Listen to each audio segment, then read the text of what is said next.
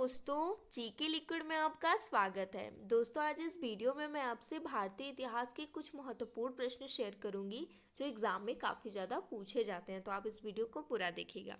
पहला प्रश्न है, पंचतंत्र के लेखक कौन है? तो इसके लेखक हैं विष्णु शर्मा।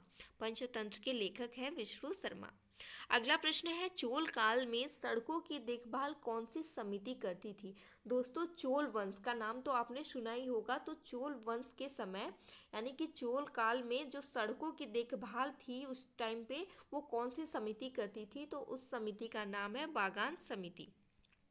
अगला प्रश्न है, शदान सागर एवं अद्भुत सागर नामक ग्रंथ की रचना किसने की है? शदान सागर एवं अद्भुत सागर नामक ग्रंथ की रचयिता है सेन शासक, मतलब सेन के शासक बल्लाल सेन। आप यहाँ पे ध्यान रखिएगा, ये है बल्लाल सेन, आप भल्लाल देव मत मार दीजिएगा आंसर में। क्या पता कभी कभी उलझाने के लिए ये भी दे दे, बल्लाल सेन भी दे दे और भल्लाल देव भी दे दे ऑप्शन में। तो इसके क्वेश्चन का आंसर है बल्लाल सेन। अगला प्रश्न है, अभिलेखों को हिंदी भाषा में उत्कीर्ण करने वाला प्रथम राजवंश कौन सा था? अभिलेखों को हिंदी भाषा में उत्कीर्ण करने वाला प्रथम राजवंश था सेन राजवंश। अगला प्रश्न है, बंगाल का अंतिम हिंदू शासक कौन था? तो बंगाल का अंतिम हिंदू शासक था लक्ष्मण सेन। अगला प्रश्न है, एरड़ अभिलेख का संबंध किस शासक से है? एरड़ अभिलेख का संबंध जो है वो भानुगुप्त से है। इसमें प्रथम बार यानी कि पहली बार जो सती प्रथा का अभिलेखीय साक्ष्य है वो प्राप्त हुआ एरड़ अभिलेख में। अगला प्रश्न है, नालंदा विश्वविद्यालय की स्थापना किसने की? नालंदा विश्वविद्यालय की स्थापना कुमारगुप्त ने की थी। दोस्तों, इस विश्वविद्यालय को ऑक्सफोर्ड ऑफ महायान बौद्ध कहा जाता है, नालंदा विश्वविद्यालय को। अगला प्रश्न है, चीनी यात्री फाहियान किसके शासनकाल में भारत आया था? तो ये चंद्रगुप्त द्वितीय के शासनकाल में भारत आया था और इसने मध्य प्रदेश के समाज और संस्कृति के बारे में बताया है और ये 14 वर्ष तक भारत में रहा चंद्रगुप्त द्वितीय के दरबार में। अगला प्रश्न है, भारतीय संगीत का आदि ग्रंथ किसे कहा जाता है? भारतीय संगीत का आदि ग्रंथ सामवेद को कहा जाता है। दोस्तों, ये जो सामवेद है ये वेद 4 प्रकार के होते हैं, अथर्ववेद, ऋग्वेद, सामवेद और एक है यजुर्वेद। तो जो सामवेद है वो संगीत से संबंधित है। अगला प्रश्न है, रांची का स्तूप किसने बनवाया? तो इसे सम्राट अशोक ने बनवाया। अगला प्रश्न है, भारत का नेपोलियन किसे कहा जाता है? तो भारत का नेपोलियन जो है वो समुद्रगुप्त को कहा जाता है। अगला प्रश्न है, मथुरा कला का संबंध किससे है? तो मथुरा कला का जो संबंध है वो जैन धर्म से है। अगला प्रश्न है, खजुराहो में जैन मंदिरों का निर्माण किसके द्वारा कराया गया था? दोस्तों, जो खजुराहो में जैन मंदिर का निर्माण है वो चंदेल शासकों द्वारा कराया गया था और ये जो खजुराहो का मंदिर है वो पंचायतन शैली में है। अगला प्रश्न है, अरिष्टनेमी को किस भगवान का निकट संबंधी माना जाता है? तो अरिष्टनेमी को भगवान कृष्ण का निकट संबंधी माना जाता है।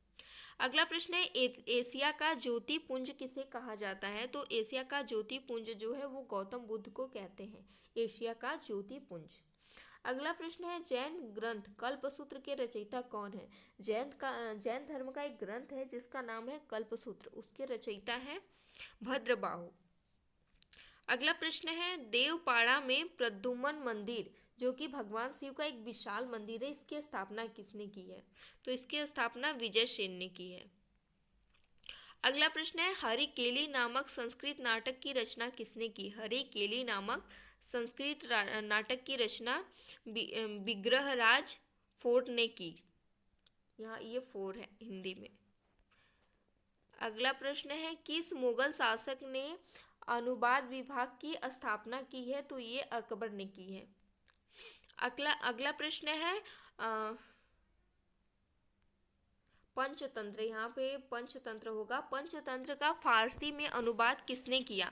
तो पंचतंत्र का फारसी में अनुवाद अबुल फजल द्वारा किया गया है। अबुल फजल ने जो पंचतंत्र है उसका फारसी में अनुवाद किया है।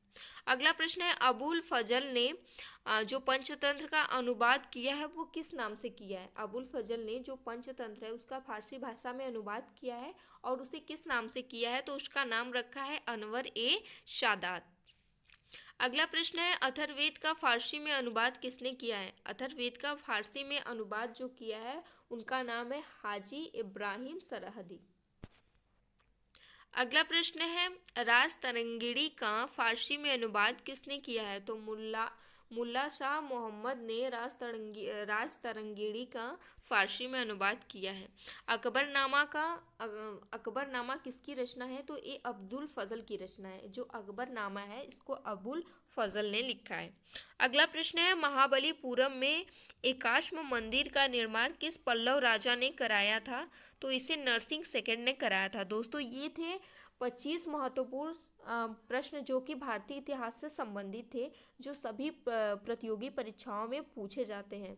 इतिहास का जो जिसमें भी इतिहास से क्वेश्चन पूछे जाते हैं सब में ये क्वेश्चन पूछे जाते हैं। आई होप कि वीडियो आपको पसंद आई हो, तो इसे लाइक शेयर करिएगा और चैनल पर नए हैं तो सब्सक्राइब कर लीजिएगा। Thank you.